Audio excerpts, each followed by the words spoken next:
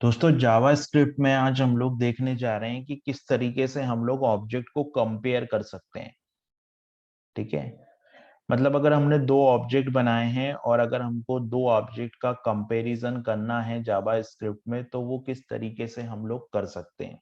ठीक है, तो यहाँ पे ये एक एग्जांपल मैंने क्रिएट किया। इसमें मैंने एक वैल्यू बनाई p।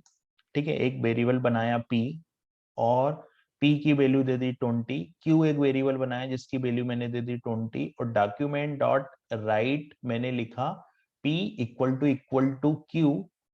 और फिर मैंने एक और वेरिएबल बनाया x जिसमें मैंने एक स्ट्रिंग पास की। एक और वेरिएबल मैंने बनाया y और इसमें मैंने एक स्ट्रिंग पास की और इन दोनों को मैंने डॉक्यूमेंट डॉट राइट के अंदर लिख दिया।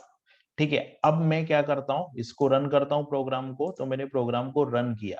ठीक है, अभी मैं प्रोग्राम को रन कर रहा हूं तो क्या वैल्यू आ रही है, दोनों ट्रू ट्रू वैल्यू आ रही है। इसमें कोई प्रॉब्लम नहीं है, यहां तक सही है। ठीक है, अब मैं क्या करता हूं, मैं इसको एक ऑब्जेक्ट बनाता हूं। तो मैंने एक और एग्जांपल बनाया। इसमें मैंने एक ऑब्जेक्ट बनाया p1 और इस p1 में मैंने नेम पास किया और जेंडर पास किया। ये पूरा एक ऑब्जेक्ट है p1।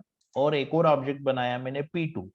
ठीक है, और दोनों का कंटेंट एकदम सेम है, दोनों का कंटेंट एकदम सेम है, लेकिन यहाँ पे भी मैंने डॉक्यूमेंट डॉट राइट लिया। तो डॉक्यूमेंट डॉट राइट मैंने लिया, तो डॉक्यूमेंट डॉट राइट अभी यहाँ पे रिजल्ट क्या आएगा। तो मैंने राइट क्लिक किया और इस प्रोग्राम को भी ओपन विथ लाइव सर्वर किया, तो आप देखोगे इसका रिजल्ट आया फॉल्स। यानी कि यहाँ ऑब्जेक्ट के केस में मुझे फॉल्स मिल रहा है और जो प्री डिफाइंड वेरिएबल है उसके केस में मुझे यहाँ पे ट्रू मिल रहा है। तो ऐसा क्यों हो रहा है, इसको हम लोग समझते हैं। ठीक है,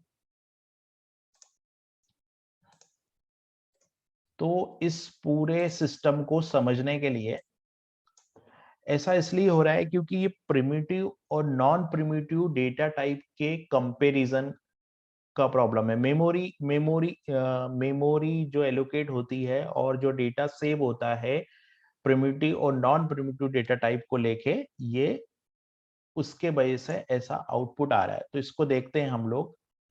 तो अगर हम इसमें देखते हैं, ठीक है, जावा स्क्रिप्ट में अगर हम देखेंगे तो क्या होता है कि difference between value types and reference non primitive type, दोनों में कुछ अंतर होता है। डिफरेंस बिटवीन वैल्यू टाइप यानी प्रिमिटिव डेटा टाइप और नॉन प्रिमिटिव टाइप मतलब रेफरेंस टाइप, दोनों में जो अंतर है उसके वजह से ऐसा हो रहा है। तो जो प्रिमिटिव टाइप होते हैं हमारे पास, है ना, अगर मैं जो प्रिमिटिव टाइप की बात करूं, इस डेटाबेस के अंदर प्रिमिटिव टाइप की अगर मैं बात करें हमारे पास, तो जो डेटा टाइप्स होते हैं वो दो टाइप के होते हैं। ठीक है, डेटा टाइप्स जो होते हैं हमारे पास जावा स्क्रिप्ट में दो प्रकार के होते हैं। एक होता है प्रिमिटिव टाइप और दूसरा होता है non primitive type. Primitive type होता है और दूसरा जो डेटा टाइप होता है वो हमारे पास में होता है नॉन प्रिमिटिव टाइप। एक प्रिमिटिव टाइप हो गया और दूसरा जो है वो नॉन प्रिमिटिव टाइप हो गया। ठीक है, प्रिमिटिव टाइप में हमारे पास कौन कौन से डेटाबेस आते हैं। प्रिमिटिव टाइप में हमारे पास, है ना, अब अगर मैं प्रिमिटिव टाइप की बात करूंगा तो प्रिमिटिव टाइप में हमारे पास आते हैं जो डेटाबेस हमारे पास में प्रिमिटिव टाइप में आते हैं वो आते हैं हमारे पास में बुलियन, नल, नंबर, ये सब जो आते हैं वो प्रिमिटिव टाइप में आते हैं। तो हमारे पास प्रिमिटिव टाइप में जो डेटाबेस आते हैं वो क्या आते हैं, डेटा टाइप जो आते हैं वो नंबर है, बुलियन है, स्ट्रिंग है, स्ट्रिंग के बाद अनडिफाइंड है, नल है, और ये जो डेटाबेस है वो प्रिमिटिव टाइप है। ठीक है, फिर जो दूसरा टाइप होता है वो होता है नॉन प्रिमिटिव टाइप। तो नॉन प्रिमिटिव टाइप में हमारे पास में आते हैं सारे के सारे ऑब्जेक्ट आते हैं, है ना, सारे ऑब्जेक्ट मतलब यूजर डिफाइंड ऑब्जेक्ट होते हैं और प्री डिफाइंड ऑब्जेक्ट होते हैं, जैसे कि अरे हो गया, ऑब्जेक्ट हो गया, फंक्शन हो गया, सारे के सारे जो ऑब्जेक्ट्स है वो आते हैं। प्री डिफाइंड ऑब्जेक्ट भी आते हैं और यूजर डिफाइंड ऑब्जेक्ट भी इसमें आते हैं। तो अभी हमारा जो प्रोग्राम है, हमारा प्रोग्राम यहाँ पे नॉन प्रिमिटिव के केस में तो वर्क कर रहा है, ठीक है। नॉन प्रिमिटिव के केस में हमने जो आउटपुट एज्यूम किया था वही आ रहा है, लेकिन सॉरी प्रिमिटिव टाइप के केस में तो ये बिल्कुल सही आउटपुट दे रहा है, लेकिन जो नॉन प्रिमिटिव है, नॉन प्रिमिटिव के केस में ये आउटपुट सही से नहीं दे रहा है। तो ऐसा क्यों हो रहा है? ऐसा इसलिए हो रहा है क्योंकि यहाँ पे मेमोरी का अंतर है। क्योंकि जो प्रिमिटिव डेटा टाइप स्टोर होते हैं वो डेटा स्टोर करने के लिए स्टैक का यूज करते हैं, और जो नॉन प्रिमिटिव होते हैं वो हीप का यूज करते हैं। तो इसको हम लोग देखते हैं कि किस तरीके से ये यूज होता है, ठीक है। तो हम लोग एक डायग्राम बनाते हैं और इस पूरे कंसेप्ट को हम लोग समझते हैं।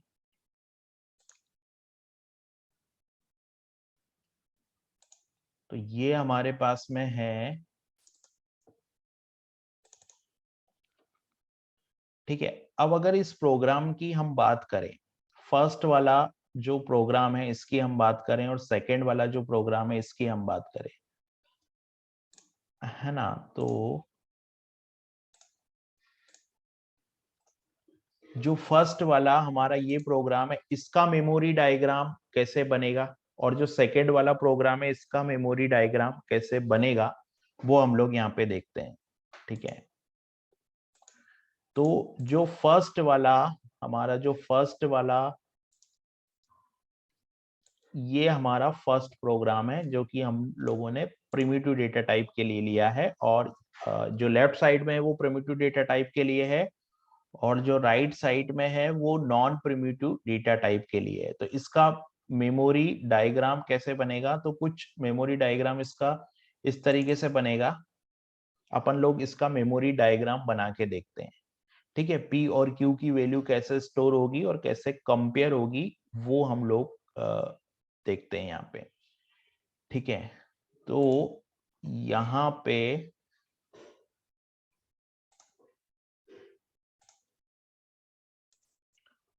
तो हम लोग जो हमारा पहला प्रोग्राम है यानी कि एग्जाम्पल 9, जो जिसमें हमारा जो फर्स्ट प्रोग्राम यानी कि एग्जाम्पल 9, जिसमें हम लोग वैल्यू को कंपेयर कर रहे हैं, ठीक है। जो कि प्रिमिटिव डेटा टाइप के लिए हम लोग पहले इसका एक डायग्राम बनाते हैं और फिर समझते हैं कि ये जो रिजल्ट प्रिमिटिव डेटा टाइप के लिए ट्रू दे रहा है और नॉन प्रिमिटिव डेटा टाइप के लिए फॉल्स दे रहा है, ऐसा क्यों हो रहा है, और इसका क्या मतलब इसको हम लोग किस तरीके से रिजॉल्व कर सकते हैं, ठीक है। तो मैं क्या करता हूं, हम लोग इसका डायग्राम ड्रा करते हैं।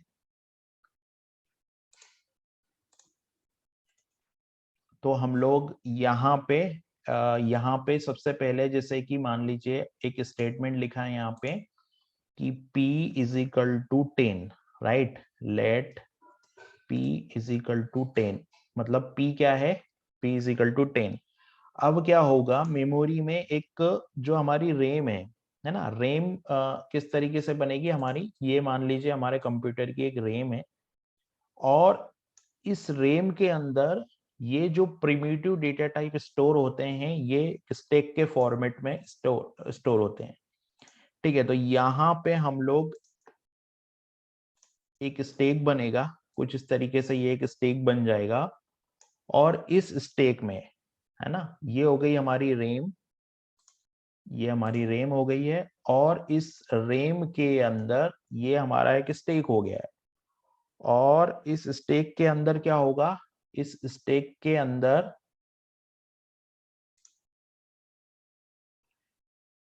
इस यहाँ पे 10 स्टोर हो जाएगा, स्टैक के अंदर यहाँ पे 10 स्टोर हो जाएगा, और यहाँ पे जो है एक और वेरिएबल बनेगा, यहाँ पे जो है ये वैल्यू स्टोर हो जाएगी 10, ठीक है। ये वैल्यू यहाँ पे स्टोर हो गई है, और इसकी वैल्यू हो गई है 10, ये 10 स्टोर हो गया इसके अंदर।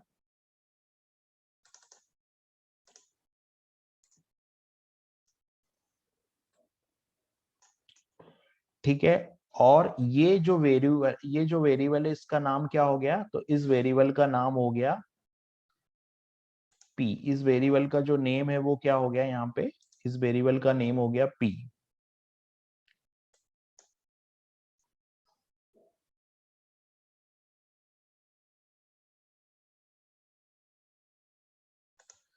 ठीक है, ये हो गया p, तो इस वेरिएबल का नेम हो गया हमारे पास p, ये वेरिएबल हो गया हमारे पास p। ठीक है, अभी ये और ये जो है वो क्या है हमारे पास, ये स्टेक है, ये हमारा जो है वो स्टेक है। ठीक है, अब अगर मान लीजिए मैंने यहाँ पे लिखा कि लेट, यहाँ पे हम लोगों ने जो दूसरा स्टेटमेंट है, राइट, यहाँ पे हम लोगों ने जो दूसरा स्टेटमेंट है उसमें लिखा कि let q is equal to 10, q is equal to 10, तो क्या होगा, सेम यही डायग्राम बनेगा मेमोरी में। तो मेमोरी में एक यहाँ ये हमारी रेम है, इस रेम के अंदर ये हमारा एक स्टेक बनेगा। ठीक है, इस रेम के अंदर यहाँ पे हमारा एक स्टेक बनेगा, और इस स्टेक के अंदर हमारा एक ये जो स्टेक है, इसी स्टेक में यहाँ पे जो ए था, ए के ऊपर बी बन जाएगा, मतलब जो पी था हमारा, ये पी है हमारा, और इस पी, ये पी बनेगा और ये क्यू बनेगा। ठीक है, ये जो है हमारा p वेरिएबल है, इसकी वैल्यू भी क्या है यहाँ पे 10 है, इसकी वैल्यू भी यहाँ पे 10 हो गई। ठीक है, और यहाँ पे बन जाएगा q, और q की वैल्यू भी क्या हो जाएगी यहाँ पे, तो q की वैल्यू भी हो जाएगी 10।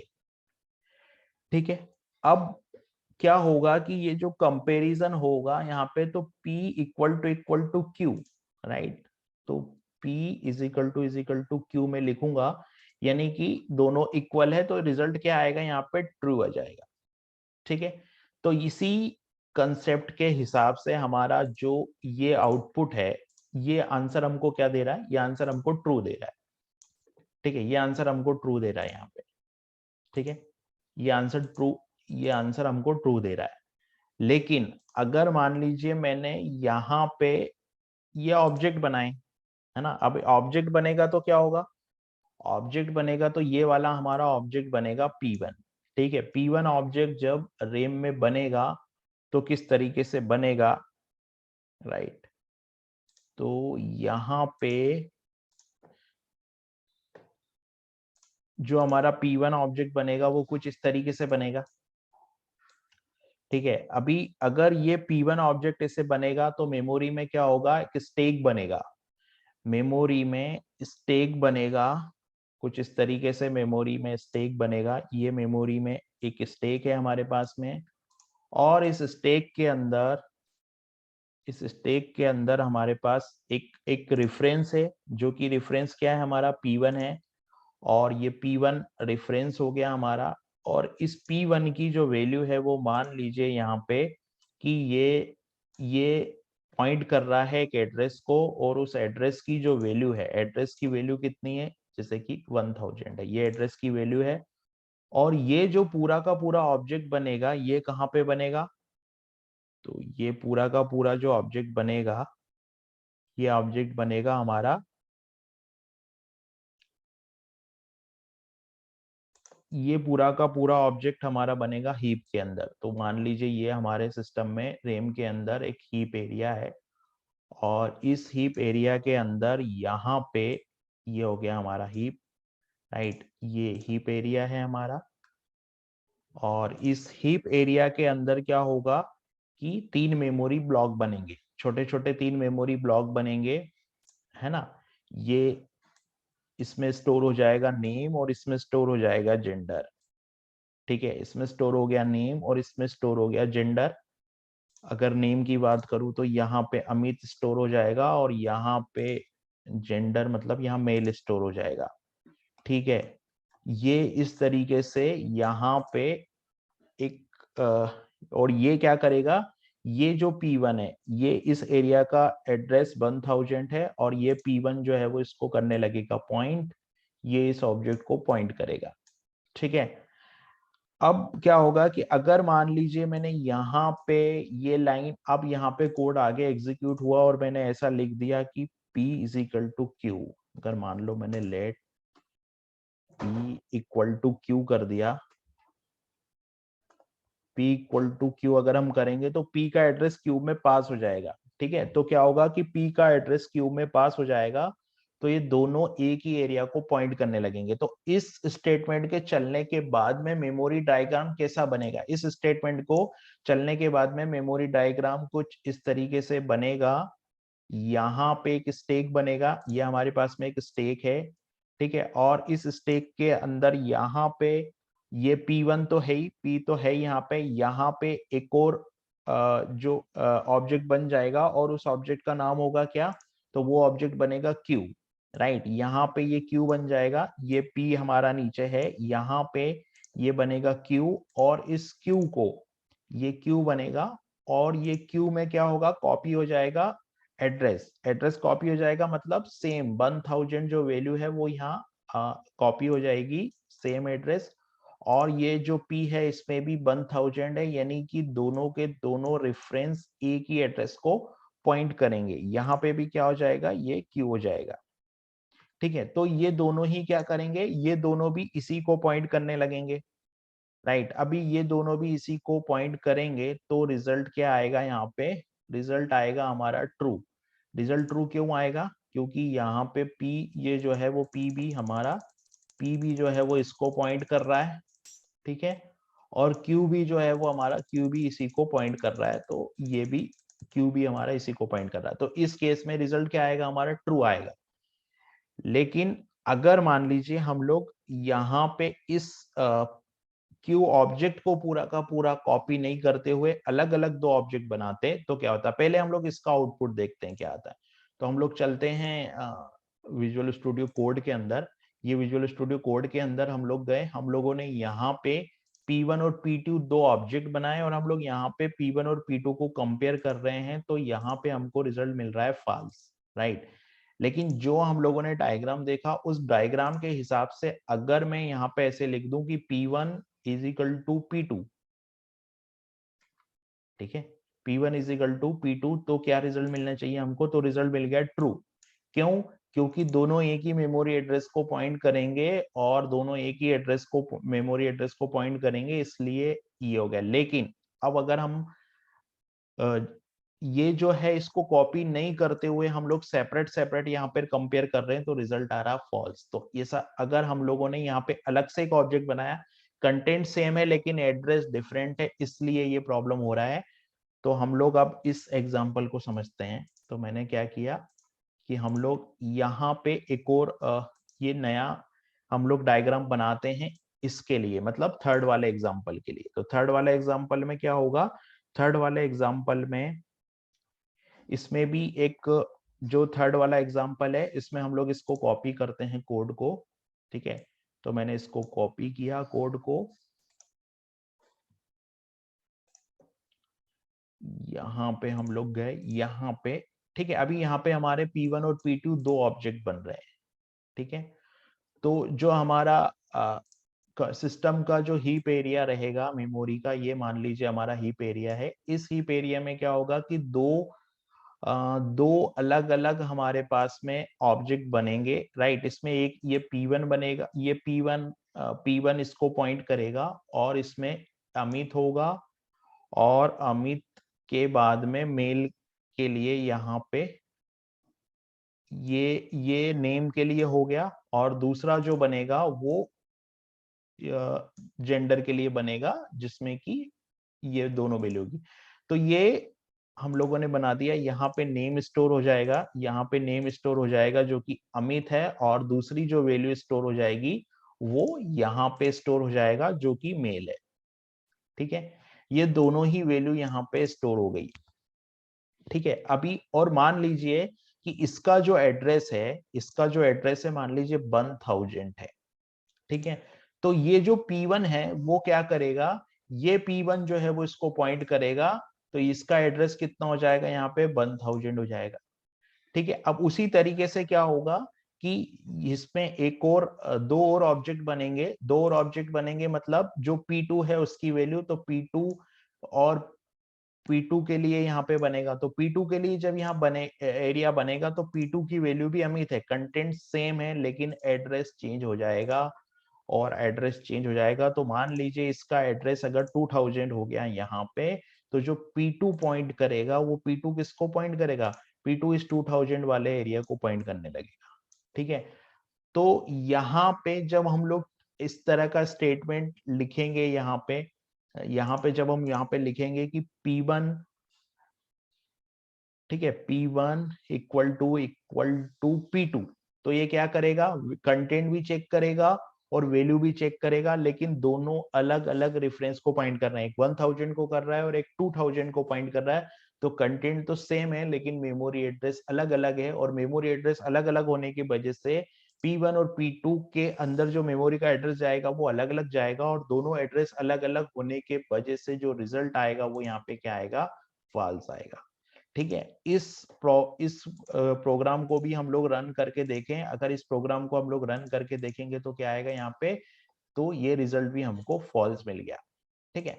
अब इस प्रॉब्लम का सोल्यूशन क्या है, या तो हम लोग क्या करें, या तो हम लोग कुछ ऐसा करें यहाँ पे, हम लोग कुछ ऐसा करें यहाँ पे कि सारा का सारा कोड जो है वो हम मैन्युअली कंपेयर करें। मैन्युअली कंपेयर करें मतलब दोनों ऑब्जेक्ट को हम लोग अलग अलग ट्रेस करें, लूप लगा के वैल्यू फेच करके, और उससे कंपेयर करके हम लोग वैल्यू बनाएं। लेकिन ये बहुत हेक्टिक काम है, क्योंकि हमारा ऑब्जेक्ट की वैल्यू जितनी ज्यादा होगी हमको उतना बड़ा कोड लिखना पड़ेगा। तो इसके लिए जावास्क्रिप्ट ने एक सॉल्यूशन दिया। जावास्क्रिप्ट ने हमको एक जेसन फॉर्मेट प्रोवाइड किया, जो जावास्क्रिप्ट ऑब्जेक्ट नोटेशन होता है। और इसमें क्या होता है कि ये हमको जो हमारा ऑब्जेक्ट है उसको स्ट्रिंग में कन्वर्ट कर देता है। ठीक है। तो अगर हम लोग यहाँ पे इस जेसन का एक मेथड होता है, जेसन एक प्री डिफाइंड ऑब्जेक्ट है, और इसका एक मेथड होता है स्ट्रिंगिफाई। स्ट्रिंगिफाई क्या करता है कि हमारा जो पूरा का पूरा ऑब्जेक्ट होता है उसको स्ट्रिंग में कन्वर्ट कर देता है। तो जब ऑब्जेक्ट हमारा स्ट्रिंग में कन्वर्ट हो जाएगा, तो जो ऑब्जेक्ट की जो स्ट्रिंग टू स्ट्रिंग कंपैरिजन होगा वो एकदम सेम होगा। तो हमारा जो रिजल्ट है वो ट्रू आएगा। इस एग्जांपल को देखने के लिए, प्रूफ करने के लिए हमने क्या किया है कि जेसन डॉट स्ट्रिंगिफाई P1, अभी जेसन डॉट स्ट्रिंगिफाई P1 हम लिख रहे हैं। सेम चीज हम लोग यहाँ पे P2 के लिए लिखते हैं। तो मैंने जेसन डॉट स्ट्रिंगिफाई P2 किया, और यहाँ पे मैंने एक लाइन चेंज कर दी, डॉक्यूमेंट डॉट राइट, और मैंने BR टैग लगा दिया यहाँ पे। ठीक है, डॉक्यूमेंट डॉट राइट, और यहाँ पे हम लोगों ने लगा दिया BR टैग। ठीक है। अब अगर हम लोग इसको रन करते हैं